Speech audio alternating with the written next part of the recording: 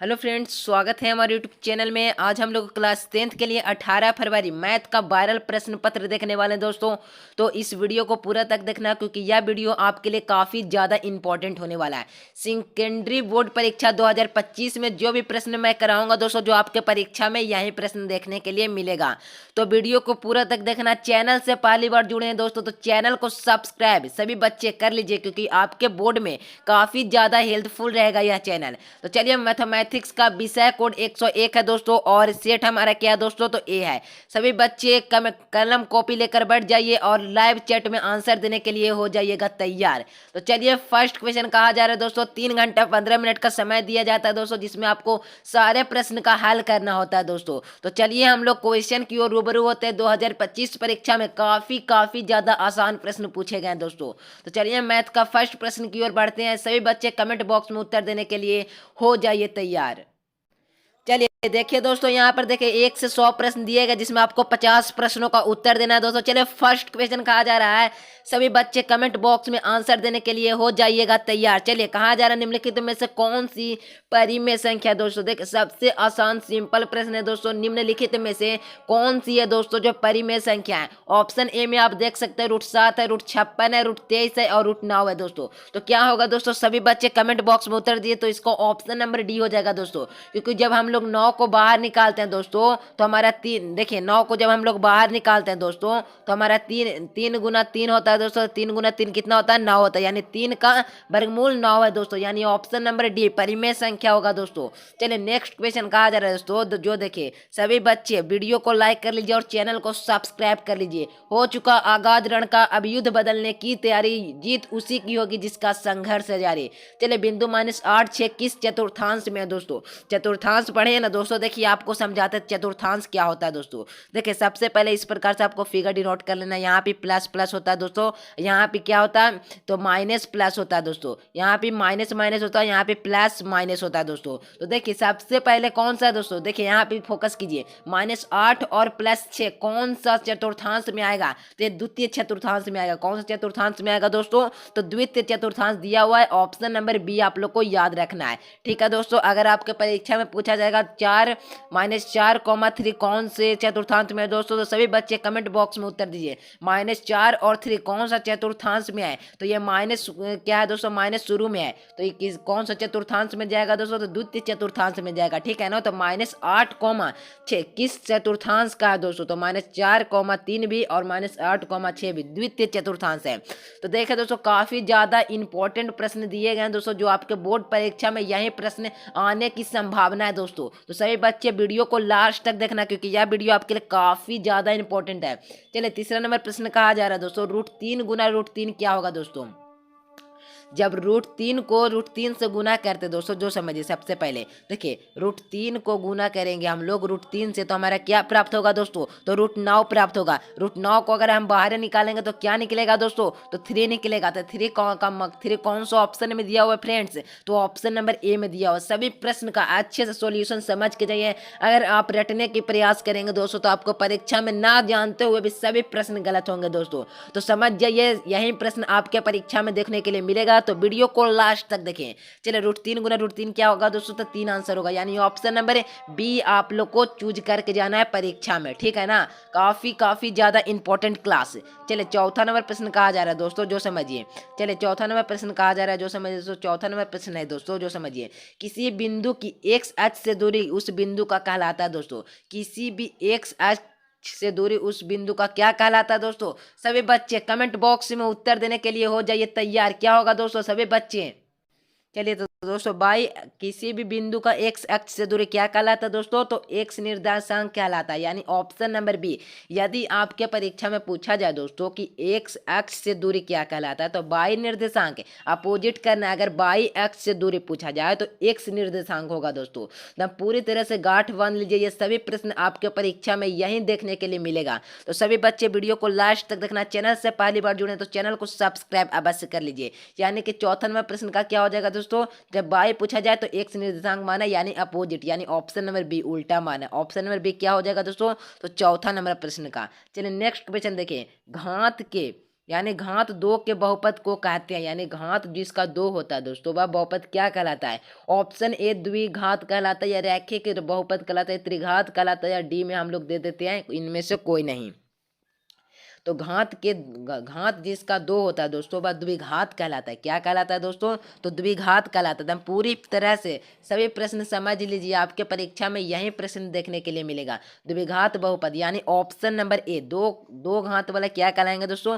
द्विघात। अगर तीन घात वाला रहेगा तो त्रिघात कहलाएगा। अगर सिर्फ x+1 कौन सा घात में आएगा दोस्तों? तो x+1 है ना दोस्तों जो रैखिक बहुपद में आएगा, यानी कि ए हो जाएगा इसका, या राइट आंसर है। यानी दो घात दो के बहुपद क्या कहलाते हैं? तो द्विघात कहलाते हैं। क्या कहलाता है? द्विघात कहलाते हैं। चलिए छठा नंबर प्रश्न कहा जा रहा है दोस्तों, जो समझिए।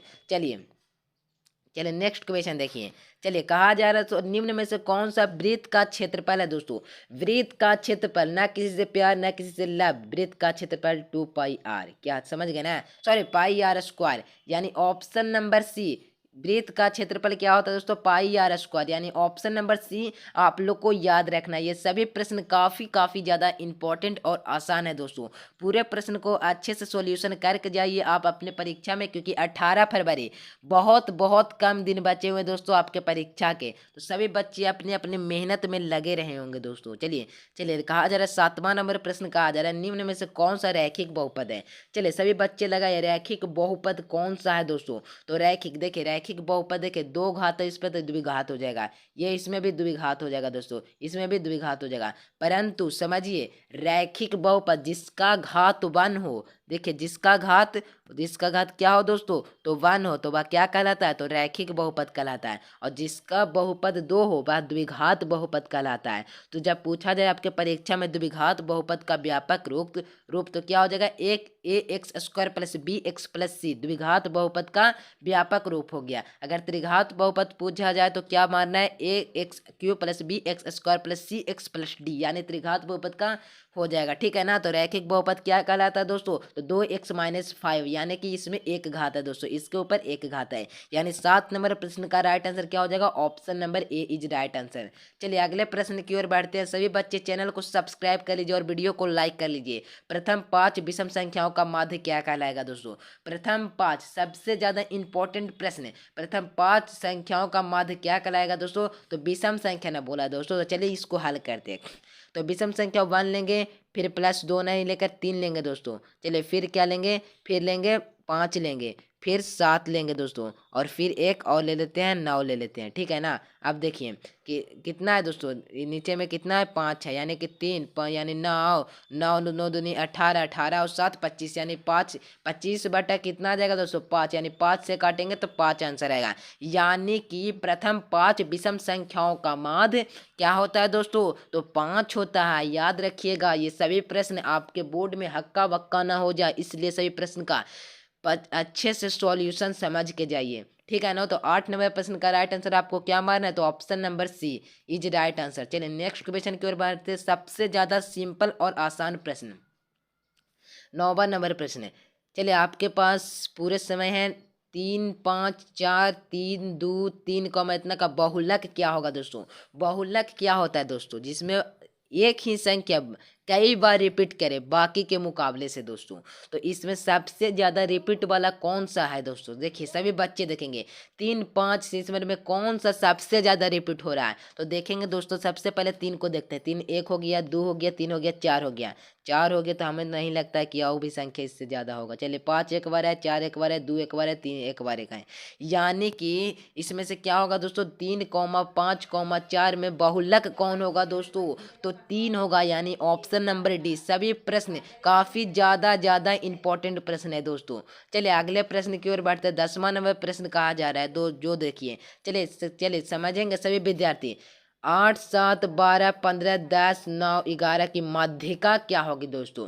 माध्यिका पढ़े ना आपके परीक्षा में, इससे काफी ज्यादा इंपॉर्टेंट माना जाता है। चलिए सबसे पहले माध्यिका में क्या होगा दोस्तों कि हम लोग बढ़ते क्रम में इसे लिखेंगे। तो सबसे पहले चलिए बढ़ते क्रम में लिखते हैं। 7 होगा, फिर 8 होगा, फिर 9 होगा, फिर क्या होगा? फिर होगा 10 होगा, फिर 11 होगा, फिर 12 होगा, फिर 15 होगा दोस्तों। तो चलिए इनमें से 3 संख्या हटाते हैं।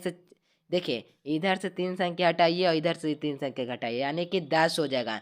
यानी कि इनमें से कौन सा होगा दोस्तों, तो इसको ऑप्शन नंबर क्या हो जाएगा, तो ऑप्शन नंबर क्या मारना है आप लोग को, तो ए मारना है। यानी कि निम्नलिखित में से माध्यिका में क्या होता है दोस्तों, सबसे पहले बढ़ती हुई संख्या में लिखिए और दोनों तरफ से यदि 7 अंक है तो 3-3 अंक लेकर जो चौथवा पद है उसे हम लोग लेते हैं। तो बढ़ते क्रम में जब हमने लिखा दोस्तों तो 10 प्राप्त हुआ, यानी ऑप्शन नंबर ए 10वां नंबर प्रश्न का उत्तर हो जाएगा। सभी बच्चे का काफ़ी ज़्यादा अच्छा आंसर है दोस्तों। सभी लोग कमेंट बॉक्स में उत्तर देते रहिएगा। जो प्रश्न आपको नहीं समझ में आता है दोस्तों कमेंट बॉक्स में ज़रूर बताइएगा। ऐसे ही वीडियो देखने के लिए चैनल को सब्सक्राइब कीजिए। कमेंट बॉक्स में ज़रूर बताइए कि अगली वीडियो आपको कौन सी चाहिए। चलिए बहुपद 6x माइनस 21 का शून्यक होगा दोस्तों। शून्यक निकालना जानते हैं ना, शून्यक निकालने के लिए आपको उधर साइड यानी 6, देखिए समझिए यहाँ पर 6x माइनस 21 है दोस्तों, 21 ना 21 बराबर में 0 देते हैं, यानी कि 6x बराबर क्या होगा दोस्तों 21 होगा। यानी 6x बराबर हमारा हम लोग को क्या प्राप्त हुआ दोस्तों, 6x बराबर 21, यानी x बराबर 21 बटा हम लोग 6 लेते हैं, ठीक है ना। तो आप कटाते हैं दोस्तों, 7×21 2×6, यानी कि 7/3, यानी 7/2, 7/3।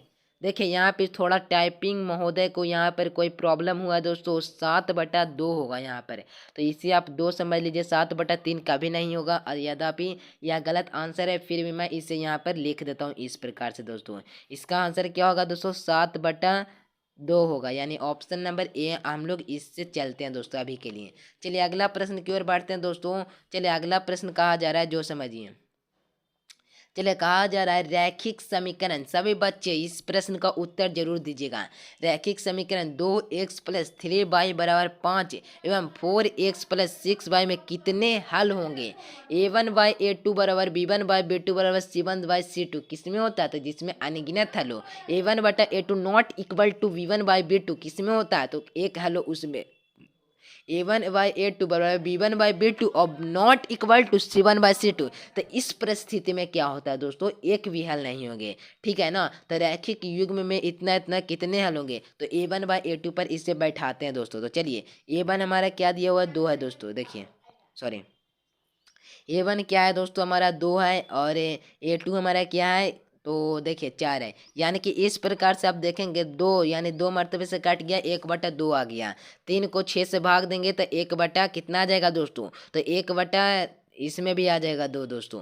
लेकिन 5 को जब 15 से हम लोग भाग देंगे दोस्तों तो 1/3 होगा। यानी कि a1/a2 बराबर b1/b2 परंतु नॉट इक्वल टू c1/c2 हो जाएगा। यानी a1/a2 बराबर है b1/b2 परंतु नॉट इक्वल टू c1/c2। तो इस परिस्थिति में क्या होगा दोस्तों, कोई हल नहीं होगा। क्या होगा दोस्तों, कोई हल नहीं होगा। तो देखिए इसको हटाइए, 3 हल होंगे, अनगिनत हल होंगे, अद्वितीय हल होंगे, यानी ऑप्शन नंबर डी के आप सही। चलिए कोई हल नहीं होगा दोस्तों, यानी कि ऑप्शन नंबर डी आपको मारना है 12 नंबर प्रश्न का। तो समझ में आ रहा है ना सभी बच्चे, जितने भी कमजोर विद्यार्थी हैं उनके पास इस वीडियो को शेयर कर लीजिए, क्योंकि उनका भी इस वीडियो के माध्यम से उसको भी थोड़ा अच्छी तैयारी हो जाएगी दोस्तों।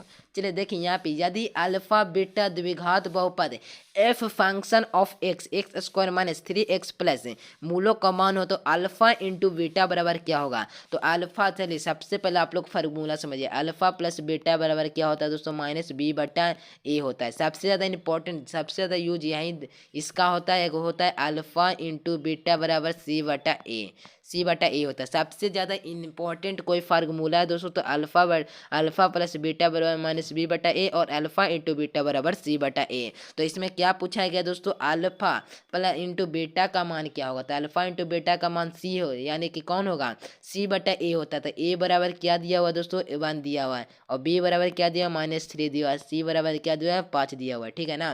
तो ये c/a यानी कि 5/1 रखते हैं दोस्तों, जिसे काटने पर 5 प्राप्त होगा। यानी यहाँ पे कोई ऑप्शन शायद कट गया दोस्तों, तो आप लोग को ऑप्शन नंबर क्या मारना है, तो ऑप्शन नंबर समझिए ए में दिया हुआ होगा दोस्तों, तो 5 आपको मारना है, यानी option number A is right answer है।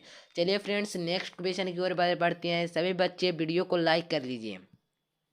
चलिए, यदि समांतर श्रेणी का सामान्य पद इतना हो तो सार्व अंतर क्या होगा दोस्तों।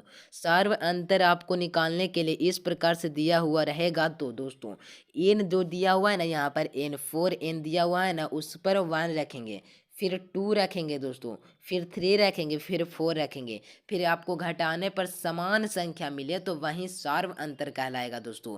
तो 6 - 4 गुना 1 यानी कि 2 प्राप्त हुआ दोस्तों।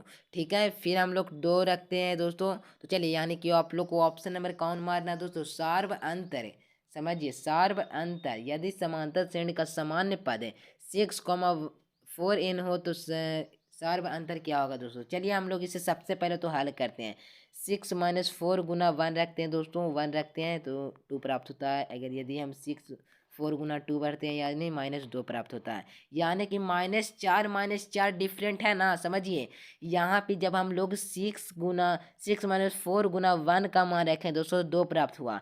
इसी में 4 गुना 2 करते हैं दोस्तों तो क्या प्राप्त हो जाता है, -2 प्राप्त हो जाता है। तो यानी कि 2, यानी कितना माइनस हो रहा है दोस्तों, तो माइनस घटता जा रहा है, यानी -4 है ना जो घटता जा रहा है। यानी ऑप्शन नंबर सी के आप जाइए, आप लोग को 100% सही होगा। चलिए, नेक्स्ट क्वेश्चन कहा जा रहा है एक्स अक्ष का समीकरण है। तो एक्स अक्ष का समीकरण क्या होता है दोस्तों, तो बाई को एक्स कॉमा 0 सबसे पहले लेंगे। Option number b right answer हो जाएगा। सभी बच्चे कमेंट बॉक्स में उत्तर आसानी पूर्वक दे सकते हैं और वीडियो को लाइक कर लीजिए। देखिए, क्वेश्चन हमारा क्या कहा जा रहा है दोस्तों, जो समझिए। देखिए, बिंदु इतना इतना में भुज है, भुज का मान क्या होगा दोस्तों, सभी बच्चे बताइए। चलिए, कितना है क्वेश्चन यहाँ पे लिख देता हूँ, 6, -5 है। चलिए, यहाँ पे देखिए, 6, -5 में भुज का मान क्या होगा। सभी बच्चे, कोटि कौन होता है और भुज कौन होता है, सभी विद्यार्थी आंसर जल्दी जल्दी देंगे। चलिए, तो भुज क्या हो जाएगा दोस्तों, 6 हो जाएगा, यानी option number A right answer हो जाएगा। ऑप्शन नंबर ए के साथ चलिएगा। चलिए, नेक्स्ट क्वेश्चन कहा जा रहा है दोस्तों, जो समझिए। समांतर श्रेणी 2, 7, 12 का प्रथम 10 पदों का योगफल क्या होगा दोस्तों। तो एन बराबर सूत्र लगाएंगे दोस्तों। तो चलिए इसे हल करते हैं। चलिए, समांतर श्रेणी 2, 7, 12 में प्रथम 10 पदों का योगफल क्या होगा दोस्तों। तो जब आप इसे हल करेंगे तो n/2 × 2a + n-1 × d पर आप लोग इसे हल करेंगे दोस्तों तो 245 प्राप्त होगा। यानी 17 नंबर प्रश्न का आप लोग सभी बच्चे ए के साथ चलेंगे। चलिए, नेक्स्ट क्वेश्चन कहा जा रहा है दोस्तों, द्विघात बहुपद x - 2 के शून्यक होंगे। यानी शून्यक निकालने के लिए मैंने क्या बताया था दोस्तों, x - 2 जब दिया रहेगा तो उधर 0 देंगे, x बराबर माइनस में तो उधर जाएगा तो प्लस में हो जाएगा। यानी सबसे आसान प्रश्न दिया हुआ है। सभी प्रश्न 2025 के परीक्षा में काफी ज्यादा आसान प्रश्न पूछे गए हैं दोस्तों। तो यानी ऑप्शन नंबर ए हो जाएगा, ए हो जाएगा, यानी कि दूसरा का ए हो, यानी कि 18 प्रश्न का 2 हो जाएगा, ए ऑप्शन के साथ चलेंगे। चलिए, 19 नंबर प्रश्न कहा जा रहा है दोस्तों, जो समझिए। साइन 30 डिग्री, यानी साइन 30 डिग्री का मान क्या होता है। सभी बच्चे 60 डिग्री मान याद कर लीजिए, क्योंकि डिग्री मान से आपके परीक्षा में काफ़ी ज़्यादा प्रश्न पूछे जाते हैं। तो 37 का मान क्या होगा दोस्तों, तो 1/2 होगा या 1/3/2 होगा। यानी ऑप्शन नंबर ए नहीं होगा, ऑप्शन नंबर बी भी नहीं होगा, ऑप्शन नंबर सी यानी ऑप्शन नंबर डी के साथ जाएंगे। 30 डिग्री का मान क्या होता है दोस्तों, तो 30 डिग्री का मान 1/2 होता है। 60 का मान √3/2 होता है। और साइन क्या होता है, साइन 90 का मान 0 होता है।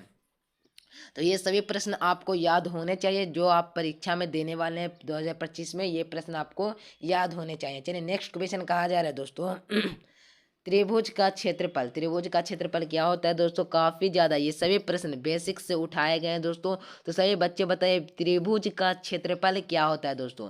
चलिए, लगाएंगे सभी विद्यार्थी, त्रिभुज का क्षेत्रफल क्या होता है दोस्तों। तो त्रिभुज का क्षेत्रफल 180 डिग्री होता है। यानी कि जब ये त्रिभुज हम लोग बनाते हैं दोस्तों, तो इसमें भी कितना का एंगल बनता है, सही में कितना एंगल का बनता है, तो कितना एंगल का बनता है, 60 एंगल सभी में बनता है दोस्तों। तो 60 एंगल जब बनेगा दोस्तों, तो त्रिभुज की कितनी भुजाएं होती है, 3 भुजाएं होती है। तो 60 में 3 बार जोड़ेंगे, तीनों भुजाएंगे प्लस 60 है, तो कितना हो जाएगा, छतिया छतिया 18 यानी 180 हो जाएगा। यानी पूजा चतुर्भुज का क्षेत्रफल क्या हो जाएगा, तो चतुर्भुज का प्रत्येक कोण देखिए कितना होता है, 19 डिग्री का होता है। तो जब सभी कोण 19 डिग्री का होता है दोस्तों, सभी कोण 19 डिग्री का तो सभी 90 गुना हम 4 करके उसका क्षेत्रफल नहीं बता सकते हैं। तो 360 डिग्री होता है त्रिभुज का क्षेत्रफल। तो देख सकते हैं यदि त्रिभुज का क्षेत्रफल पूछा जाए तो 180 डिग्री, और यदि चतुर्भुज का क्षेत्रफल पूछा जाए तो 360 डिग्री के साथ आप लोग चलेंगे। तो चलिए दोस्तों,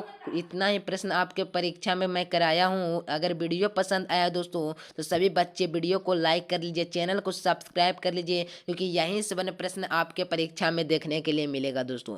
क्वेश्चन काफ़ी ज़्यादा इंपॉर्टेंट था और काफ़ी ज़्यादा आसान भी था दोस्तों। इस प्रकार से वीडियो अगर आप देखना चाहते हैं दोस्तों, अगर चाहते हैं कि मैं हिंदी का साथ साथ Sanskrit, social science, science and English का भी क्लास दूं, तो सभी बच्चे कमेंट बॉक्स में ज़रूर बताइएगा। और चैनल से पहली बार जुड़े हैं दोस्तों तो चैनल को सब्सक्राइब अवश्य कीजिएगा। तो चलिए दोस्तों, मिलते हैं एक नए से वीडियो में, तब तक के लिए bye bye. Thanks for watching this video. जय हिंद, वंदे मातरम।